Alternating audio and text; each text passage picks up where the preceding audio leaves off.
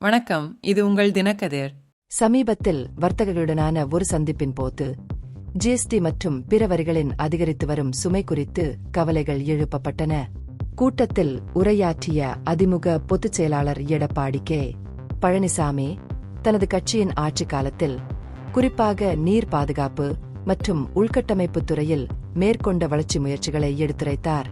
அதிமுக ஆட்சியின் கீழ் ஊரக வளர்ச்சித்துறையால் பராமரிக்கப்பட்ட 24,000 நீர்நிலைகளும், பொதுப்பணித்துறையின் கீழ் உள்ள 14,000 நீர்நிலைகளில் 6,000 நீர்நிலைகளும் தூர்வாரப்பட்டதாக அவர் கூறினார். இந்த விரிவான பணிக்காக மொத்தம் 1,240 கோடி ரூபாய் ஒதுக்கீடு செய்யப்பட்டது.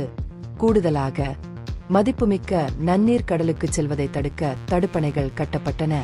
திருநெல்வேலி மற்றும் பாளையங்கோட்டையில் பிரச்சாரம் செய்தபோது சட்டம் ஒழுங்கு பிரச்சினைகள் குறித்து பழனிசாமி திமுக அரசை குறிவைத்தார்.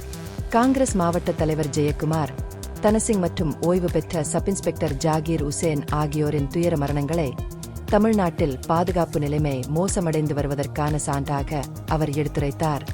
ஜாகீர் உசேன் வழக்கில் முதல்வர் மு.க. ஸ்டாலினை அவர் குறிப்பாக விமர்சித்தார். பழனிசாமியின் கூற்றுப்படி ஜாகீர் முதலமைச்சரிடம் நேரடியாக பாதுகாப்பு கேட்டு ஒரு வீடியோவை வெளியிட்டார்.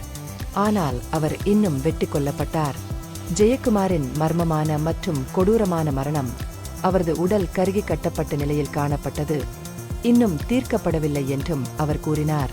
தமிழ்நாடு காங்கிரஸ் கமிட்டி TNCC தலைவர் கே.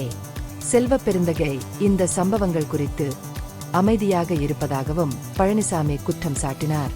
குறிப்பாக ஐடி ஊழியர் கவின் செல்வகணேஷின் சமீபத்திய மற்றும் பரவலாக கண்டனம் செய்யப்பட்ட கௌரவ கொலை குறித்து பழனிசாமி பேசவில்லை.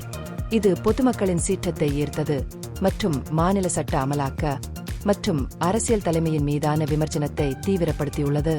இந்த பகுப்பாய்வு நுண்ணறிவுள்ளதாக கண்டால் முக்கியமான அரசியல் முன்னேற்றங்கள் குறித்த கூடுதல் புதுப்பிப்புகளுக்கு லைக் செய்யவும், ஷேர் செய்யவும், சப்ஸ்கிரைப் செய்யவும்.